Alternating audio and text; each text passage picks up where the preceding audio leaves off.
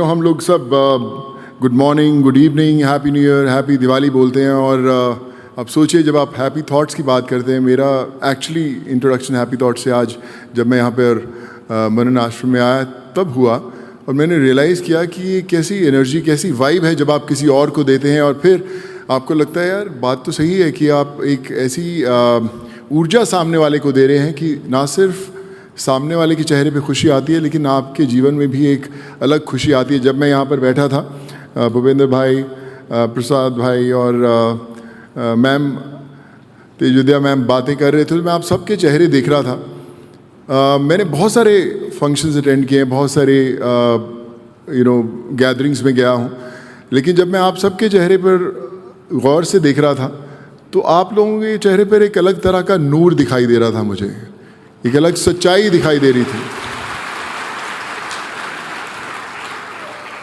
एक स्माइल थी आप जब सुन रहे थे, देख रहे थे। सो मैं ये सोच रहा था कि ऐसा क्यों है कि बाकी भी बड़े सब अच्छे लोग होते हैं जिन मैं गैदरिंग्स में जाता हूँ, पर इसमें क्या खासियत क्या है, क्यों ये अलग तरह का तेज है आप सबके चेहरे पे।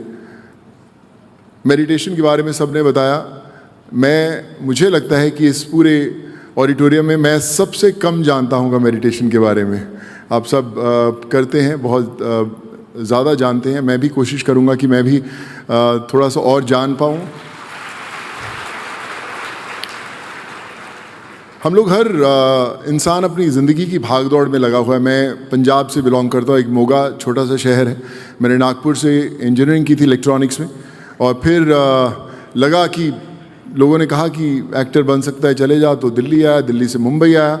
जानता किसी को नहीं था यहाँ पर, लेकिन एक विश्वास था, माँ बाप की दुआएं थी, और लगा कि यहाँ पर शायद मेहनत करेंगे, माँ बाप की दुआएं साथ में हैं तो शायद सपने पूरे होंगे। तो उस विश्वास के साथ जब मैं मुंबई आया तो पता चला कि इस भागदौड़ की दुनिया के अंदर मैं भी उसी भीड़ का हिस्सा हूँ जो अपने सपनों के पीछे तो भाग रहा है, लेकिन शायद पता नहीं कि लक्ष्य क्या है।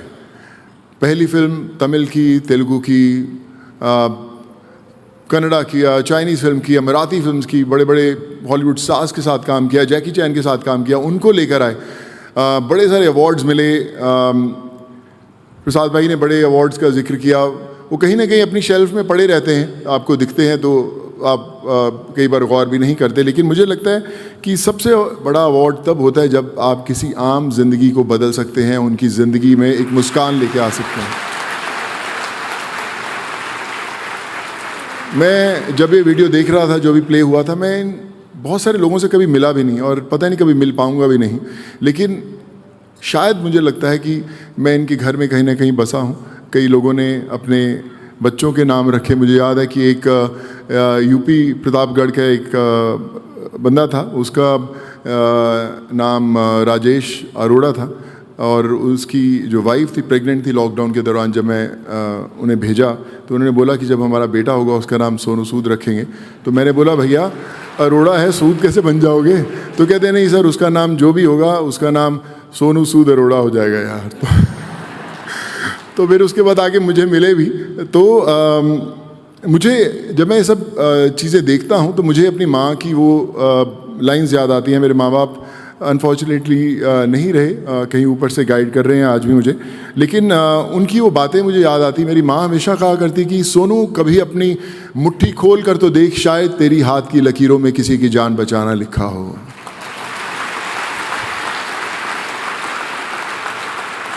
हमें खुद पता नहीं चलता कि हम लोग क्या कर सकते हैं। मुझे याद है लॉकडाउन में हम सब ने खाना खिलाया। मैं भी ऐसे कुछ 50-100 किट्स लेकर गया था एक बांटने के लिए, और लोगों को जब मैंने उनको बांटा तो एक थाना में एक कालबा चौक करके एक जगह है मुंबई में, वहाँ पे मैं एक फ्रूट्स का ट्रक खड़ा करके मैं फ्रूट्स बांट रहा था। तो एक लेडी अपने एक छोटा सा बच्चा था 3-4 साल का, और एक गोद में उसने 8-10 महीने का बच्चा पकड़ा था, और कह रही मुझे बैंगलोर जाना है, तो आप मुझे 8-10 दिन के फ्रूट्स पैक कर सकते हो? तो मैंने पूछा कि ये छोटे से बच्चों को लेकर कैसे जाओगे आप? तो कहते नहीं, हम पैदल निकल जाएंगे। तो मैंने बोला कितने लोग हो आप? कहती मैं तो बस हम ही हैं और मेरे साथ वाले बहुत सारे 250-300 लोग हैं। तो मैं उनसे मिलने गया, एक फ्लाईओवर के नीचे सब सो रहे थे, तो मैंने बोला कि मैं कोशिश करता हूँ आप लोगों के लिए बस भेजने का, तो आप जाएंगे? तो बोले नहीं, लॉकडाउन है, कैसे बस जाएगी? तो मैंने बोला कि कोशिश करता हूँ। मैं वहाँ से सीधा वहाँ पे जो पुलिस स्टेशन था वहाँ पे गया, तो उन्होंने एकदम मना किया कि सुनो सर ये पॉसिबल नहीं है क्योंकि लॉकडाउन बंद है। तो मैंने बोला क्यों पॉसिबल नहीं? तो कोशिश करते हैं। तो उन्होंने मुझे बहुत सारे डॉक्यूमेंट्स की लिस्ट दी कि अगर आप ये सब ले आएँ, सबके कोविड टेस्ट करवा लें, सबके कहाँ पे वो रहते हैं, उनकी सारे एड्रेसेस चाहिए जहाँ जाने वाले हैं, और जिन स्टेट से गुजरेंगे उन सब की परमिशन अगर आप मुझे ला देंगे तो हम भेज देंगे। तो मैंने बोला कि कोशिश करता हूँ मैं। फिर मैं 1-2 दिन भाग दौड़ लगी, ऊपर वाले ने रास्ता दिखाया। जिन बच्चों के माँ बाप उनका इंतज़ार कर रहे थे अपने अपने गांव में, उनकी दुआओं ने भी काम किया, और वो मैं परमिशन जब लेकर आया और उन 350 लोगों को 10 बसेस में मैं भेजा, तो सबकी आंखों में आंसू थे और कह रहे थे कि अगर हम सही सलामत घर पहुंच गए तो हम लोग वापस आपसे मिलने ज़रूर आएंगे। और मैं जब उनको छोड़कर वापस गया तो जैसे अपनी ज़िंदगी में हर चीज़ हम फिल्म्स में देखते हैं स्लो मोशन में हो जाती, मुझे भी अपनी ज़िंदगी स्लो मोशन में दिखी। और हज़ारों लोग जो चलते जा रहे थे, फ्लाईओवर्स के नीचे बैठे थे, मुझे लगा कि ये तो पहुंच ही नहीं पाएंगे घर पे। और ये तो सिर्फ एक महाराष्ट्र मुंबई एक जगह की बात है, पूरे देश भर में है। सो मैंने घर पे आके अपने आप से वादा किया कि जब तक वो लास्ट माइग्रेंट अपने घर नहीं पहुंचेगा मैं रुकूंगा नहीं। और उसके बाद वो सफ़र शुरू हुआ था। कैसे ट्रेन शुरू करवा पाए, कैसे पहली फ़्लाइट जो उड़ी थी कोचिन एर्नाकुलम में से लेके भुवनेश्वर भेजा, तो मुझे पता ही नहीं चला कि कैसे हो रहा था। नींद नहीं आती थी, पूरे कई दिन जागते रहते थे हम। आज भी मैं शूटिंग करके आता हूँ तो कई बार 20 घंटे 22 घंटे बाद लगता है यार थक गए, थोड़ी देर लेट जाते हैं। लेकिन उस समय कई दिन नींद नहीं आती थी, लेकिन थकावट नहीं होती थी, क्योंकि एक अलग तरह की एनर्जी साथ में चल रही थी, एक अलग दुआएं साथ में चल रही थी और अपने आप हो रहा था। सो मैंने ये रियलाइज़ किया कि ज़िंदगी का मकसद हमें पता ही नहीं रहता हम लोग क्या हैं। माँ बाप ने बोला डॉक्टर बन जाओ, हम डॉक्टर बन जाते हैं। उन्होंने बोला इंजीनियर बन जाओ, हम इंजीनियर बन जाते हैं। फादर का बहुत बड़ा बिजनेस है, वो बिजनेस में बिठाता है, हम लोग और बड़ा बिजनेस कर लेते हैं, 1 से 4 गाड़ियाँ बना लेते हैं, घड़ी और महंगी ले लेते हैं। तो वो जो कश्मकश है नेक्स्ट स्टेप की, हम लोग उसमें लगे ही रहते हैं। लेकिन हम लोग भूल जाते हैं कि हम लोग क्या कर सकते हैं। जो जीवन है उन गाड़ियों से, उन घड़ियों से कहीं ऊपर है। मैंने करीबन अपनी ज़िंदगी में 100 फिल्में की, और मुझे याद है जब लॉकडाउन हो रहा था तो मैं एक साउथ की फ़िल्म कर रहा था। बहुत बड़े स्टार थे मेरे साथ जो शूट कर रहे थे, और मैं हिंदी की भी एक फ़िल्म कर रहा था। पृथ्वीराज की शूटिंग चल रही थी उस समय, बड़ा प्रोडक्शन हाउस बड़ा। और 80% फिल्म के बाद वो शूटिंग के बाद लॉकडाउन लग गया तो फिल्म रुक गई। और जब लॉकडाउन के बाद मैं उस सेट पर पहुँचा तो मुझे अचानक वो सारी दुनिया बड़ी छोटी लगने लगी। और मुझे लगा यार ये प्रोडक्शन हाउसेस के साथ, इन डायरेक्टर्स के साथ, इन एक्टर्स के साथ तो पूरी ज़िंदगी में कोशिश करता रहा इनके साथ काम करना है, और अचानक ये छोटा क्यों सब लगने लग गया। वो फिल्म सेट छोटा लगने लगा, वो कैमरास छोटे लगने लगे, वो सब लोग एकदम लगा कि यार इतने साल मैंने ख़राब कर दिए यार, मैं तो कहीं और कर सकता था। मैंने किस बोलते मृग तृष्णा वाली, किसके पीछे भागता रहा, वो ठीक नहीं था। तो मैंने रियलाइज़ किया कि जो आम लोगों की दुआएं हैं आपके साथ क्या कर सकते हैं। जब मैं साउथ की फिल्म कर रहा था, जो एक एक्शन सीक्वेंस चल रहा था, वो करीबन वो भी 70-80% हो गया था। बहुत कमाल का एक्शन था, वो मुझे पटक रहे थे, नीचे फेंक रहे थे एक्टर्स, मैं उनको फेंक रहा था। और जब मैं सेट पे गया और फिर वैसे ही वो जो वहाँ के स्टार्स आए, चिरंजीवी सर थे वहाँ पे, और एक्शन डायरेक्टर आए, उन्होंने कुछ कोरियोग्राफ करना शुरू किया कि ऐसे लात मारेगा, वो मारेगा। तो चिरंजीवी सर आके बोले मैं इसको लात नहीं मार सकता बॉस। तो उन्होंने बोला सर कैसे? कहते अगर मैं लात मारूंगा तो मेरे फैंस मुझे गाली देंगे यार, तो चेंज करो सीक्वेंस। तो हमने वो पूरी सीक्वेंस चेंज हुई और वापस किया। तो मैंने बैठे बैठे रियलाइज़ किया कि आपकी बड़ी से बड़ी परफॉर्मेंस, अगर आप एक्टिंग की परफॉर्मेंस करें, बड़े से बड़ा अवार्ड आपको वो इज़्ज़त नहीं ला सकता जो एक आम इंसान की दुआएं ला सकती है आपकी ज़िंदगी में।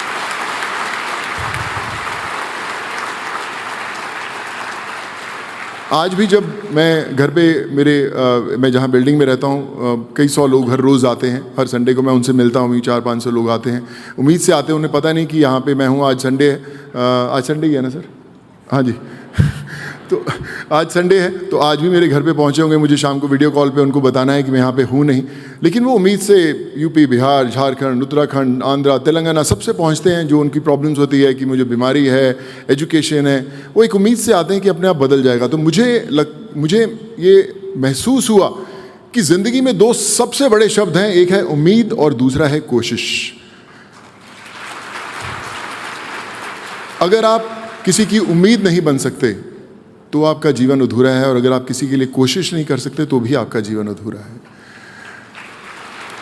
कोई फर्क नहीं पड़ता कि आप उनके लिए कोशिश करते करते फेल हो जाएं। अगर आप घर से बाहर निकलते, बिल्डिंग में आपका एक वॉचमैन खड़ा हुआ आपको सैल्यूट करता है, स्माइल करता है, आप कितना समय देते हैं उसको स्माइल वापस करने के लिए, उसके कंधे पे हाथ रख के कि बॉस सब ठीक है, बच्चे वगैरह सब पढ़ाई कर रहे हैं तेरे, कहीं अगर फीस की दिक्कत हुई तो मुझे बता देना, मैं कर दूं। तो जो अचानक वो हेल्प निकलती है, जो प्लान्ड नहीं रहती, वो बड़ी हेल्प होती है। वो प्लीज़ कीजिएगा अपने बच्चों के साथ। मुझे पता है कि आप लोग सब एनलाइटेंड लोग हैं, बहुत खुशियां हैं आपके अंदर, लेकिन कहीं ना कहीं हम लोग अपनी रोज़मर्रा की ज़िंदगी में वो बैक स्टेज ले लेती हैं, वो जो हमारी जर्नी होती है। जब मैंने भी शुरू किया था, बड़े लोग बोल रहे थे अरे अचानक कहाँ से आ गया, ये जाएगा पॉलिटिक्स में, ये कुछ ना कुछ इसका मोटिव है उसके पीछे। लेकिन धीरे धीरे वो लोग जो आप पर उंगली उठाते हैं, धीरे धीरे आपका वो साथ देना शुरू करते हैं। मेरे साथ आज भी जितने लोग जुड़े हुए हैं, चाहे वो कोई बिहार का लेबर जो 200 रुपये जिसको मिलता है दिहाड़ी का, कोई उत्तराखंड में रहने वाला, कोई शॉप का काम करने वाला, सब वो लोग जुड़े थे लॉकडाउन में, जिनको भेजा बसेस से, और आज भी वो हमारे साथ जुड़े हुए हैं। आज भी वो अगर किसी को मेडिकल की दवाइयाँ पहुंचानी हो, ऑक्सीजन कॉन्सेंट्रेटर्स पहुंचाने हो, तुरंत पहुंचते। मुझे याद है कि मैं एक बार तेलंगाना में सीएम सर के साथ बैठा था, तो उन्होंने पूरी हेल्थ मिनिस्ट्री और अपने लोग बुलाए और उन्होंने बोला कि यार एक वो डाटा लेके आना अपना। तो उनका जो मिनिस्टर था और ब्यूरोक्रेट्स डेटा लेके आए, कहते हम आपसे एक चीज़ पूछना चाहते हैं कि जब भी कोई ट्वीट करता था और हमारी गवर्नमेंट को टैग करता था और आपको टैग करता था, और हमारी गवर्नमेंट वाले बोलते थे फटाफट पहुँचा के सोनू सूद पहले ना पहुँचा दे, और हम जब जाते थे तो पहले पहुंच चुका होता था। आप पहुंचाते कैसे थे, क्या नेटवर्क है आपका? सो मैंने बोला सबसे बड़ा नेटवर्क है वो दुआओं का नेटवर्क है यार। सो उस नेटवर्क के साथ जुड़ना ज़रूरी है। जब भी आप मेडिटेशन की बात करते हैं तो मैं उसी नेटवर्क की बात करता हूँ, जिससे शायद हम लोग, बहुत कम लोग होते हैं जो उससे जुड़ पाते हैं, कि वो खुद के नेटवर्क से। हम लोग भागते रहते हैं बाहर बाहर, हम लोग अपने आप से कितने लोग बातें करते हैं। हम लोग अपने पड़ोसी को इम्प्रेस करने में लगे रहते हैं, अपने रिश्तेदारों को इम्प्रेस करने में लगे रहते हैं, लेकिन अपने आप से कितनी बार बात करते हैं कि यार जिस सफ़र में तू चल रहा है उसमें तू खुश तो है ना, तू खुद अपने आप पर गर्व तो महसूस करता है ना। सो मुझे लगता है खुद से बात करना बड़ा ज़रूरी है, और आई थिंक मेडिटेशन के माध्यम से जो आज तेज विद्या मैम ने बोला, वही बोला कि जो M+ और M- होना बड़ा ज़रूरी है, कि मेडिटेशन प्लस हो और मोबाइल माइनस हो। कहीं इसको उल्टा मत कर देना भैया यार। तो मेडिटेशन पे ही ध्यान दीजिएगा। मैं भी कोशिश करूँगा मैम करने का, आपसे कुछ गुरु मंत्र लूँगा। आज सरश्री ने जो मैंने सुना तो मुझे बड़ा अच्छा लगा। जब मैं वहाँ बैठा था तो मेडिटेट करा, तो मेरी अभी फिल्म आने वाली है फतेह, मैं उसमें राइटर भी हूँ, प्रोड्यूसर भी हूँ, एक्टर भी हूँ, डायरेक्टर भी हूँ। पहली फिल्म है ऐसे डायरेक्टर। तो मेरे भी बड़े थॉट्स जा रहे थे, अरे यार वो कल टीज़र रिलीज़ होने वाला है, अभी टीज़र रिलीज़ हुआ, कल आना है, वो पहुँचा नहीं पहुँचा। फिर धीरे धीरे वो हर चीज़ स्लो मोशन होनी शुरू हुई।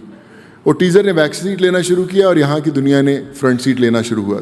तब आपको महसूस होता है। जब मैं यहाँ से उठ के आया तो मैं थोड़ा सा स्लो हो गया था। मैंने बोला कि यार मेडिटेट करवा के इन्होंने तो स्लो कर दिया, बातें क्या करूँगा मैं अंदर। तो खैर उससे एक अलग एनर्जी ज़रूर मिली।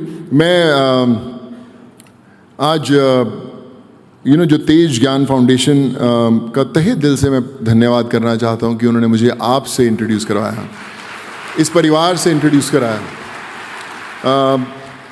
मैं लिखता हूँ, मेरी मदर प्रोफेसर थी, इंग्लिश, हिस्ट्री, लिटरेचर बैकग्राउंड की। हमेशा जब मैं पढ़ाई करता था नागपुर में तो मुझे चिट्ठियाँ लिखा करती थी इंस्पायर करने के लिए। तो पोइट्री में लिखती थी तो मैं उसका जवाब भी चिट्ठियों में पोइट्री में ही दिया करता था। तो मेरी माँ हमेशा कहा करती थी, सोनू तो लिखता बड़ा अच्छा है, तो ये जो लिखने का तेरा जो टैलेंट है इसको बरकरार रखना, कोई भी अच्छी चीज़ मिले तो लिख लिया कर, नहीं तो भूल जाएगा तुम। तो मैंने कभी लिखा नहीं। मैंने बोला हाँ मामा लिख लूँगा यार, लिख लूँगा। फिर मेरी मदर चले गए, मैंने उनकी डायरी खोली, वो आज भी है मेरे पास, आज भी वो सारी चिट्ठियाँ हैं।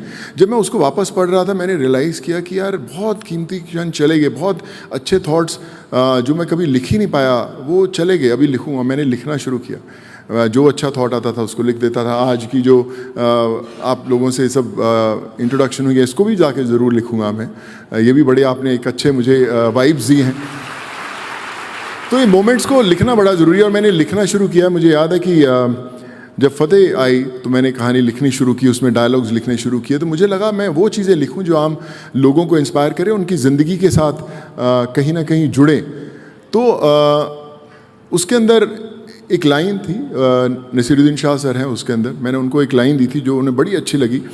उसमें था कि हर एक इंसान की ज़िंदगी में एक समय आता है, हर एक इंसान की ज़िंदगी में एक समय आता है जब उसे तय करना होता है कि पन्ना पलटना है या किताब बंद करनी है।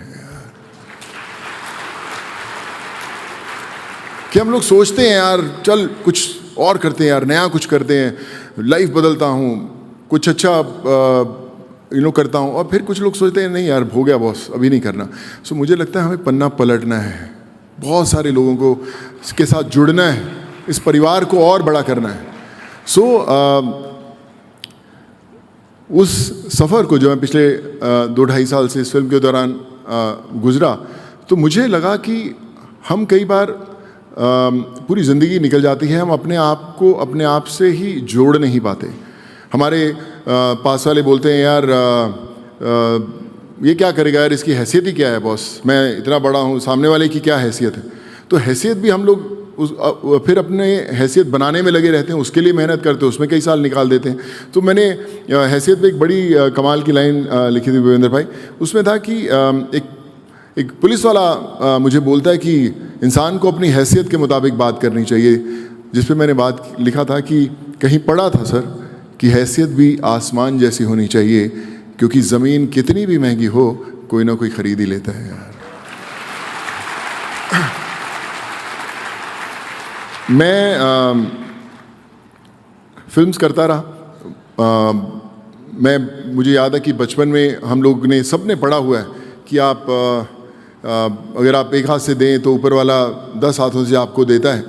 मुझे याद है कि जब लॉकडाउन के अंदर मैं लोगों की मदद कर रहा था, फ़्लाइट्स भेज रहे थे कुछ, तो मेरे पास कोई बहुत बड़ा ख़जाना ही था, ख़त्म होने लगा अचानक। तो मैं और लोग ज़्यादा बढ़ने लगे, तो मुझे लगा कि ये कैसे जर्नी कैसे चालू होगी। तो फिर अचानक उम्मीद टूटेगी और फिर सब बोलेंगे यार ये तो करता ही नहीं। विश्वास मानिए दुआओं में इतना असर होता है कि ईश्वर ने इतना कुछ जोड़ना शुरू किया। मुझे याद है कि मेडिकल कॉलेजेस, हॉस्पिटल्स, होटल्स, सब के बड़े बड़े लोग साथ में जुड़े और हमने बोला कि हम कोई भी पढ़ना चाहता है देश के अंदर, कोई भी एजुकेशन के अंदर कुछ करना चाहता है हम पढ़ाएंगे, किसी का इलाज होना चाहता है हम आज भी कर रहे हैं।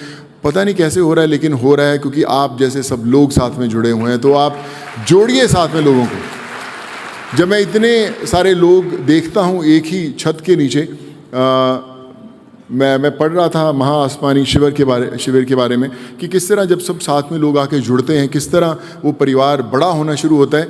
वो परिवार सिर्फ अपने आप को जानने के लिए बड़ा नहीं होता, एक दूसरे के साथ जुड़कर दूसरों की ज़िंदगी बदलने के लिए भी बड़ा होता है। शायद आज हम लोग इसीलिए इस छत के नीचे हैं। मैं जब फिल्में हमने की बड़ी हिट भी हुई, तो मुझे लगा कि हम लोग फिल्मों से बनाते बहुत हैं, कमाते बहुत हैं, लेकिन लोगों के पास कितना जाता है। हम लोग बड़े बोलते हैं कि 100 करोड़ की कलेक्शन, 500 करोड़ की कलेक्शन, 1000 करोड़ की कलेक्शन। हम लोग बड़े एक दूसरे से फैंस जो होते हैं एक दूसरे से लड़ते हैं कि तेजोदय मैम आपका वो हीरो है उसकी 500 करोड़ की कलेक्शन है, कह रहा नहीं मेरे वाले की 600 करोड़ की। हम लोग करते हैं। लेकिन जब मैंने फतेह बनानी शुरू की, मैंने सबसे पहले स्टूडियोज़ के साथ प्लेज किया कि मेरी फिल्म का एक कलेक्शन जो प्रॉफिट में होगा 100% डोनेशंस के अंदर जाएगा यार, ताकि जो भी आदमी जहाँ पर भी जिस भी शहर के अंदर टिकट खरीदे उसको लगे कि मैं फिल्म नहीं देखने जा रहा, मैं कुछ ना कुछ अच्छा काम करने जा रहा हूँ। तो मुझे लगता है वो तभी पॉसिबल होता है जब कहीं ना कहीं ऊपर से आवाज़ आती है। और जब मैं आज इस मंच पर हूँ, मैं सरश्री जी को सुनता हूँ, तो मुझे उनकी बातों के अंदर वो एक टीचर दिखाई देता है जो इतने लोगों को गाइड कर रहा है। आप बहुत सक्षम लोग हैं, आप बहुत अचीवर्स हैं, लेकिन आज आप इसलिए बैठे हैं क्योंकि कहीं आपको वो रे ऑफ होप दिखा, आपको वो दिखा कि एक ऐसा इंसान, एक ऐसा गुरु, एक ऐसी लाइट जो आपको आपके लक्ष्य तक लेके जाएगी। आज मैं भी उसी लाइट का हिस्सा बना हूँ। बड़ा गर्व महसूस होता है कि आज जब 25 साल बीतते हैं इस आपके मिशन के अंदर, मैं उसका हिस्सा बन पाया। सर श्री जी का बहुत दिल से मैं धन्यवाद करता हूँ कि वो इतने लोगों की ज़िंदगी बदल रहे हैं। सोशल मीडिया के दौर में जहाँ पे हमारे बच्चे, हम लोग, मैम ने जैसे बोला कि स्क्रॉल करते रहते हैं, उन ज़िंदगियों को देखना चाहते हैं जो हमारे से किसी तरीके से नहीं जुड़ी हुई। कहीं ना कहीं हम अपनों से दूर होने शुरू हो जाते हैं, खुद से दूर होना शुरू हो जाते हैं। मैं भी हर रोज़ कोशिश करता हूँ, मुझे पता है आप लोग भी हर लोग कोशिश करते हैं, लेकिन वो मैसेज देते रहें ताकि ज़्यादा से ज़्यादा दुआएं हम लोग अचीव कर पाएँ। हम लोग कई बार बहुत हमारे अड़ोसी पड़ोसी लोग ज़्यादा कामयाब हो जाते हैं, हमें समय लगता है और हमें लगता है कि यार मैं तो उससे ज़्यादा टैलेंटेड था, मैं क्यों नहीं हो पाया। तो मैं आप सबसे जाते जाते एक ही चीज़ कहना चाहूँगा कि हौसला रख, हौसला रख, एक समय ऐसा आएगा, हौसला रख, एक समय ऐसा आएगा जब घड़ी किसी और की होगी और समय तेरा बताएगा।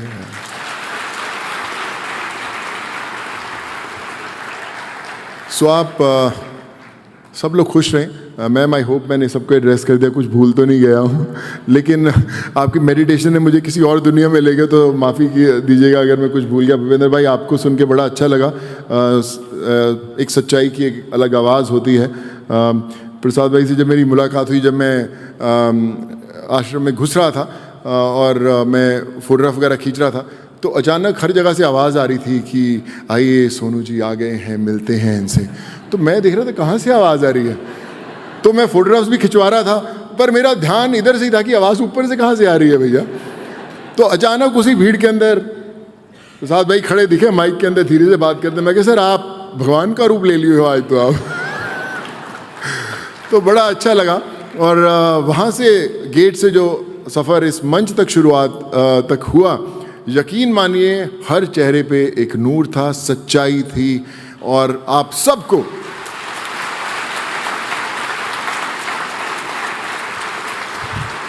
सबको दिल से बधाई कि आप अपने आप को जानने के लिए कदम उठा रहे हैं। मुझे पता है कि यहाँ पे बहुत सारे लोग अपने अपने जो उनका प्रोफेशन है, चाहे वो बिजनेसमैन है, टीचर हैं, डॉक्टर्स हैं, जो भी आप काम करते हैं और जिस भी स्तर का करते हैं, मैं आप सबसे इस मंच पे वादा करता हूँ कि मैं सोनू सूद, मेरी फाउंडेशन सूद चैरिटी फाउंडेशन, आपके साथ, आपके पीछे, आपका हाथ थामकर आपके दिखाए हुए रास्ते पर चलने के लिए हमेशा तैयार हैं। कभी भी किसी भी चीज़ की आपको लगे कि हम लोग मिलकर कुछ बदल सकते हैं, बदलाव ला सकते हैं, तो आप प्लीज़ मुझे ज़रूर कनेक्ट कीजिएगा। तेजुद्या मैम यहाँ पे हैं, वो ज़रूर हमें मिलवाएगी। और अगर आज हम सब मिलकर आने वाले समय में एक जीवन भी बचा पाए, कुछ भी बदलाव ला पाए, मुझे लगता है यहाँ पर आज हमारा खड़ा होना जो है वो सफल होगा। जय Hind, thank you so much.